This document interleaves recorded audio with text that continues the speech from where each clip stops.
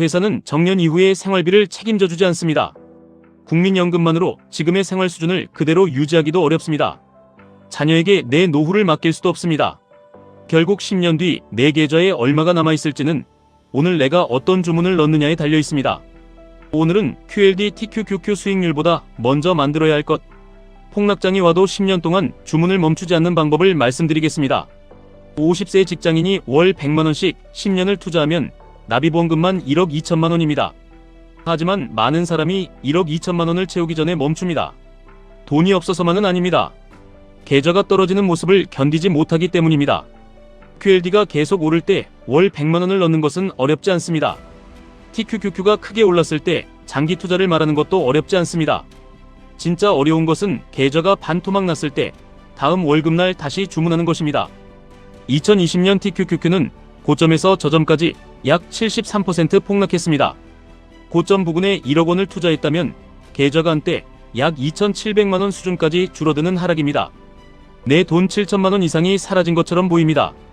계좌가 무너지는 순간 주변 사람은 그 손실을 대신 감당해주지 않습니다. 걱정 섞인 말까지 들으면 투자자는 가장 낮은 가격에서 계좌를 포기하기 쉽습니다. 그런데 2020년 TQQQ는 그렇게 폭락하고도 달력 기준 연간 수익률은 약 110%를 기록했습니다.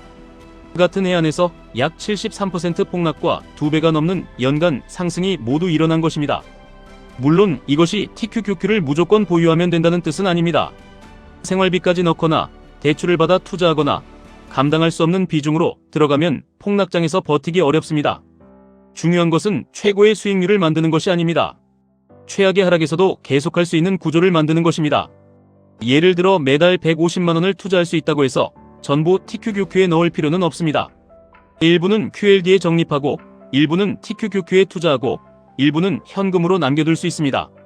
상승 속도는 조금 느릴 수 있습니다. 대신 큰 하락이 왔을 때 추가로 매수할 수 있고 공포에 팔아버릴 가능성도 줄어듭니다. 중요한 것은 특정 비율을 그대로 따라하는 것이 아닙니다.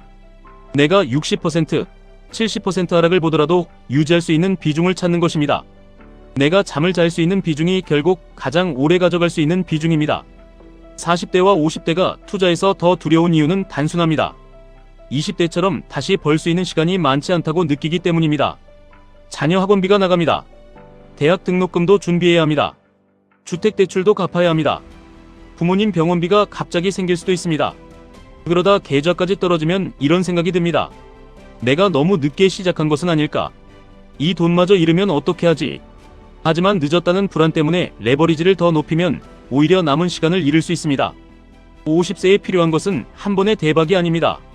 앞으로 10년 동안 멈추지 않는 주문입니다. 월 100만 원이면 1년에 1,200만 원입니다. 5년이면 6천만 원이고 10년이면 납입원금만 1억 2천만 원입니다. 여기에 장기적인 시장 상승과 복리가 더해질 수 있습니다. 반대로 완벽한 매수 시점을 기다리면 어떻게 될까요? 이번 달에는 너무 올랐으니 기다립니다. 다음 달에는 금리가 불안해서 기다립니다. 그 다음에는 경기 침체가 걱정돼 다시 기다립니다. 그렇게 1년이 지나면 투자 계좌에 쌓인 원금은 영원입니다. 투자할 수 있었던 1,200만 원의 시간도 함께 지나갑니다. 시장은 당신이 매수했는지 매도했는지 관심이 없습니다. 당신이 피곤한지 회사에서 힘든 일이 있었는지 이번 달 지출이 많았는지도 봐주지 않습니다. 그래서 감정이 아니라 규칙이 필요합니다. 월급이 들어오면 먼저 투자합니다. 생활비와 비상금은 투자금과 분리합니다. QLD TQQQ 비중은 폭락해도 팔지 않을 수준으로 정합니다. 시장이 떨어졌다고 계획을 바꾸는 것이 아니라 계획에 따라 정해진 금액을 주문합니다. 누군가는 월 300만 원을 투자하고 누군가는 월 30만 원을 투자합니다. 금액의 차이는 분명히 존재합니다. 하지만 더 큰 차이는 10년 동안 계속한 사람과 1년 만에 멈춘 사람 사이에서 만들어질 수 있습니다. 월 30만 원이라도 10년 동안 투자하면 납입원금은 3,600만 원입니다. 월 100만 원으로 시작했지만 1년 만에 중단하면 1,200만 원에서 끝납니다. 처음 시작한 금액도 중요하지만 몇 번의 주문을 반복했는지가 더 중요합니다. 아무도 당신의 노후를 구해주지 않는다는 말은 절망하라는 뜻이 아닙니다. 회사가 책임져주지 않기 때문에 내가 준비할 수 있습니다. 자녀에게 의지할 수 없기 때문에 지금부터 내 계좌를 만들 수 있습니다. 시장이 내 사정을 봐주지 않기 때문에 감정이 아닌 규칙으로 투자할 수 있습니다. 오늘 당장 인생을 바꿀 필요는 없습니다. 월급날 자동 매수 금액부터 정하면 됩니다. QLD와 TQQQ 중 무엇을 살지 고민하기 전에 폭락해도 유지할 수 있는 비중부터 정하면 됩니다. 금액이 부담스럽다면 작게 시작해도 됩니다. 중요한 것은 이번 달에 얼마를 넣었느냐가 아닙니다. 다음 달에도 주문할 수 있느냐입니다. 10년 뒤에 당신은 오늘의 시장 전망을 대부분 기억하지 못할 것입니다. 미국 금리가 몇 %였는지, 전문가가 어떤 말을 했는지도 잊게 됩니다. 하지만 계좌에 쌓인 수량은 남습니다. 폭락한 달에도 매수했던 QLD 수량이 남습니다. 두려웠지만 계획대로 주문했던 TQQQ 수량이 남습니다. 오늘 한 번의 주문이 인생을 바꾸지는 않습니다.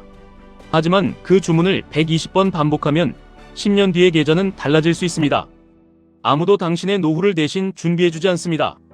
결국 당신의 노후를 구하는 사람은 오늘 주문하는 당신입니다. 지금까지 1분 투자 하이젠버그였습니다.